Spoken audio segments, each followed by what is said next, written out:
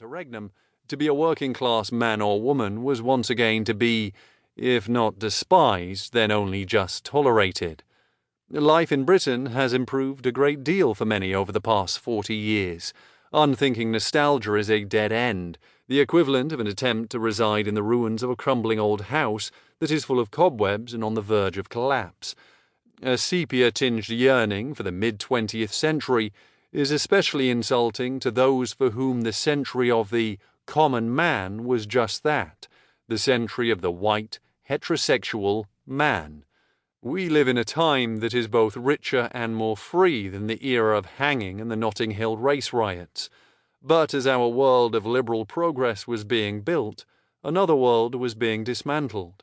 The mines are gone, but so almost are the trade unions, reduced to rump organizations largely confined to the public sector.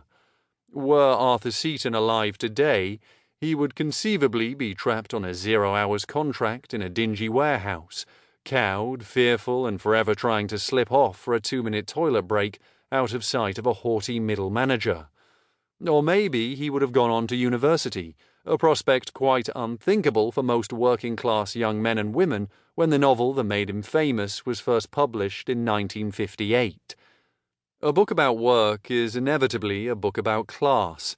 Each generation we tell ourselves that class is dead, yet with every generation we fail to dispose of the cadaver. Those who lose their footing and slip down the social order very often sink into poverty. But even today, a relegation to the lower depths of the social hierarchy can invite onto one's head a class hatred that burns every bit as painfully as economic dislocation. I would not claim that what follows is an original or pioneering way of reporting on working-class life, nor did I set out with the intention of confirming my already existing prejudices. I did not know what to expect on my travels. It would be more truthful to say that I went into the project with an open mind and was to some extent radicalized by the process. Many of the things I found were worse than anything I had expected to see in one of the richest countries in the world.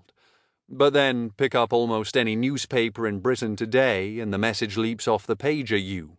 Poor people are the way they are because of their moral laxity or their irresponsible life choices.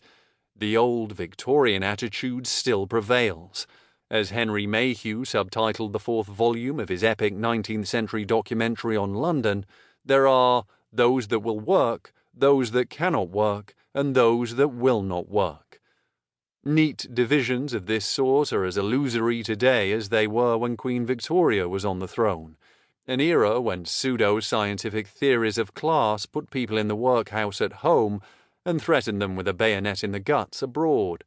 The gap between comfortable prosperity and miserable squalor is not always as vast as many would like to believe.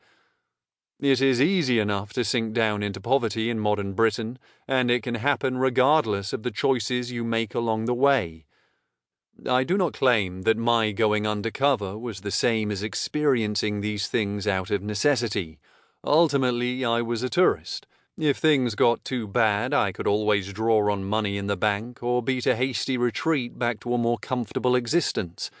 But my aim was never to get drawn into an ego-driven squabble over the authenticity of my approach.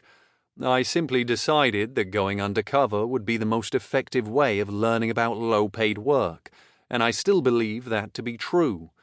I will, of course, be denounced by some for writing this book at all. A healthy fear of paternalism can occasionally be replaced among well-meaning people with a blanket lionization of authenticity. Many would undoubtedly have preferred that I deferred the task of writing this book to an authentic working-class voice. This desire to hand working people the pen or the microphone is an admirable impulse in its own right, yet it can lead to quietism if treated as an absolute. Few of the people I would meet on my journey had the time to pontificate in The Guardian about their lifestyle.